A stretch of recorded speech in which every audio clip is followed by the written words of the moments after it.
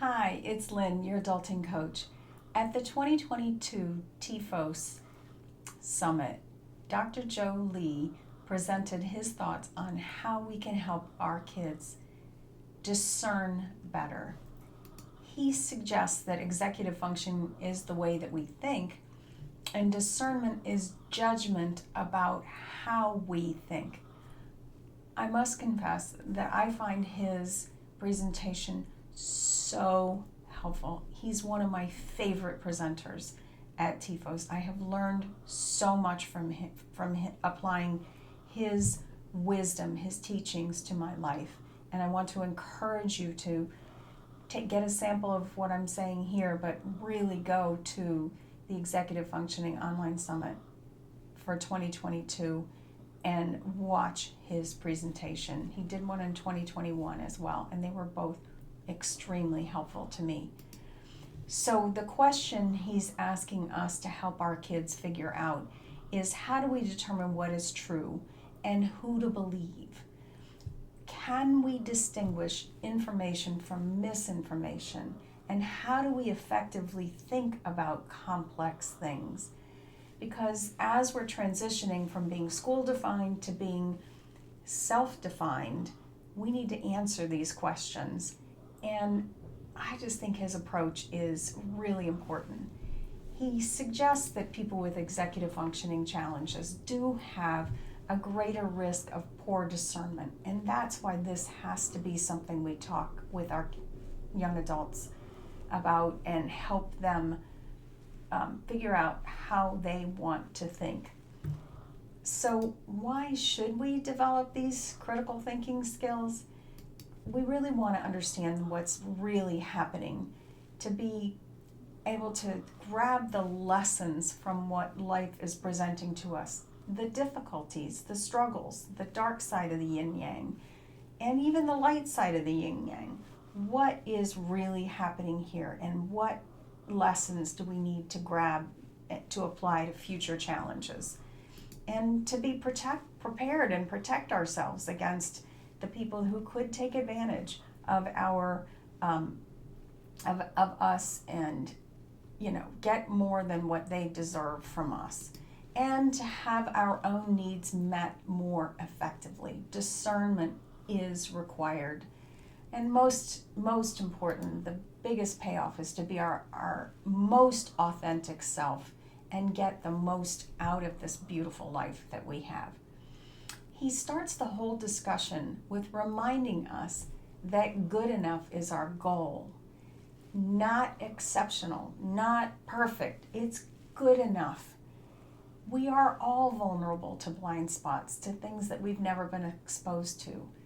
And we are still arriving at our beliefs. And they start at childhood and they are gradually molded over time.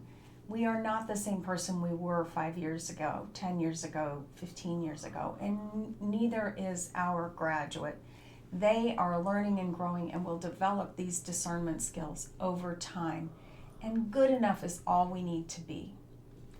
So he explains how we discern. We take in two major inputs: the relationships. We take in what people tell us from the people that we trust, trusting relationships, and our own experiences. Those two are the main sources of how we make our choices. Logic is used later to confirm the thoughts that we have. So logic plays the least important role in how we make decisions. And of course, when we use logic to confirm our biases, to confirm our thoughts, we risk distortions and biases in acting on impulse. It's the way that the human experience is set up. We have experiential biases. If we've seen it, touched it, read about it, felt it, we tend to favor it over something that we haven't experienced. Sometimes we hold the memory of the good parts of our experience and we forget about the negative. Other times we only remember the negative parts of those experiences and forget about the positive. This experience is very much the main teacher in our lives, and the experience of others that we trust. We risk confirmation bias when we just stick with what we believe and avoid the information that doesn't line up with how we believe.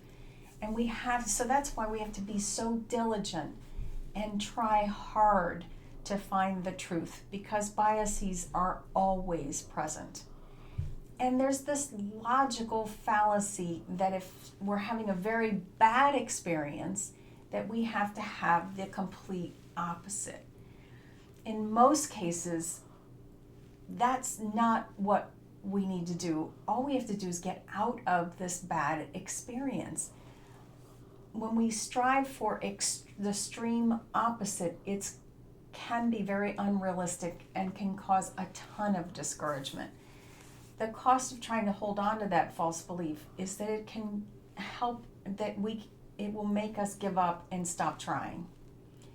That we have to have the extreme opposite is not necessary. We just need to be good enough. We just need to get out of the bad experience. For example, someone who's very poor, grew up very poor especially, might wish to become rich. And really all they have to do is break even to be so much better than remaining poor.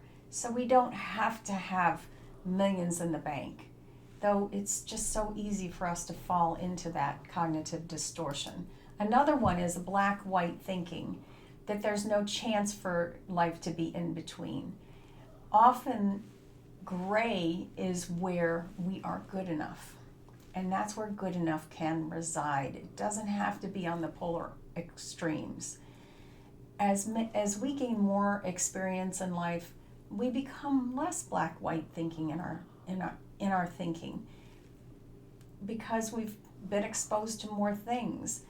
We hope we've been exposed to more cultures, been exposed to more experiences. We're older. So we've been through more life stages where we've gleaned the lessons from those, and we've moved around a bit, and we know more things.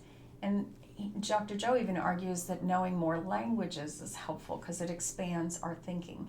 So the black-white thinking is more likely to happen as we're younger, and it tends to be less as we grow older. But if we hold on to the lessons that we learned when we were young, we're not necessarily going to find the gray. And we want to notice that and see what we can do to expand our thinking. And he suggests that the best way that we can cultivate our relationship with our kids as the person they can turn to help with their thinking is to ask them to trust us. We really do have their best in mind. We are the very people on this planet who will 100% want what is really going to work for them. And they can trust us. They can trust us more than they can trust anyone else. And of course, we want to help them broaden their experience. We want to encourage them to experiment, to do a little thing differently. It's so easy for them to think that they can't do it, and we have to recognize that that's where they're starting from. So I understand that you think you can't do this. I know that you think that you're in a catch-22 where you're just stuck, and one way you go you'd be wrong, and the other way you'd go you could be wrong. And the idea is that we're either going to learn or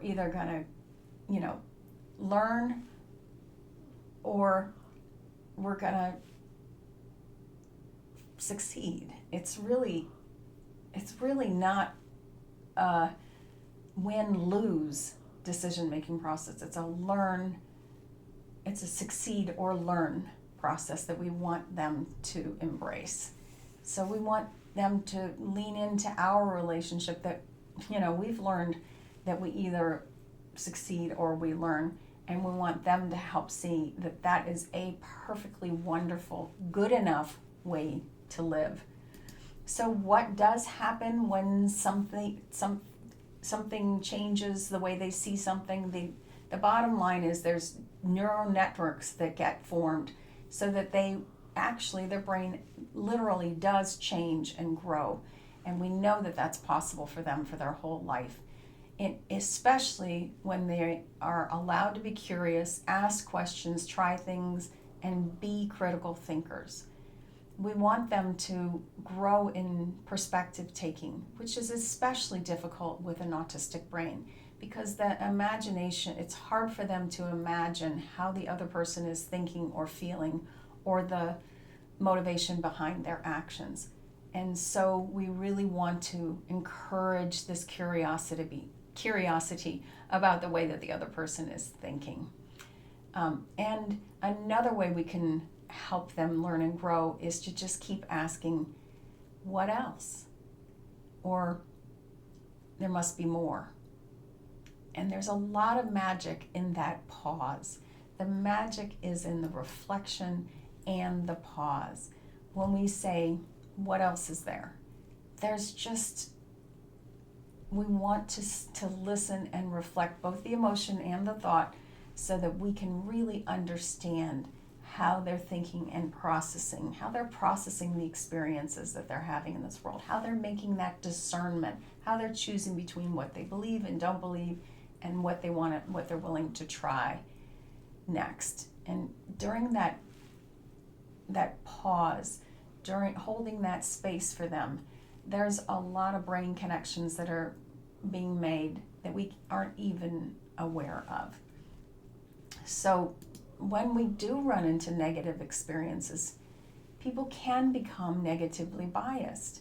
And that's when we really have to work as hard as we can to recognize that some negative experiences in life aren't all of life. It's that 50-50. It's half good, half bad.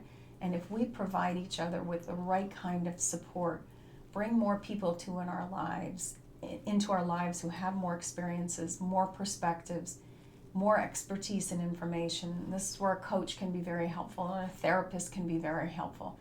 Then they will lean more into their natural curiosity and become lifelong learners. Being curious and being open to learning more is the main way that we can help our kids, our graduates learn and grow, and it helps us learn and grow in the process, moving away from that feeling stuck and rigid. We're naturally curious, but our biases can confuse us, inspire distorted beliefs, and keep us rigid and stuck. So what we're hoping to do is that by really listening to each other, by reflecting back that thought emotion combination and projecting what actions and results are going to come from those, the what, so what, now what questions, we can keep ourselves and help them be more flexible and get unstuck. And in conclusion, he said that having quality experiences, and I just didn't put the quote in the front there, but having quality experiences and quality relationship is more than enough for our kids. When we nurture that relationship, when we have wonderful experiences together, including how we problem solve, that's how we're going to help them be their authentic self and think in discerning ways so that they can be fine when they're on their own. So I encourage you, please, to consider going to the TEFOS event that's happening on August 11th and in 2023. And if you're watching this once that date has passed, just go to that link in the notes, and you're going to be able to sign up for next year's TEFOS, because it's really, really worth your time and investment. It's like having a graduate course in parenting alternative learners. I cannot recommend it highly enough. Bye for now.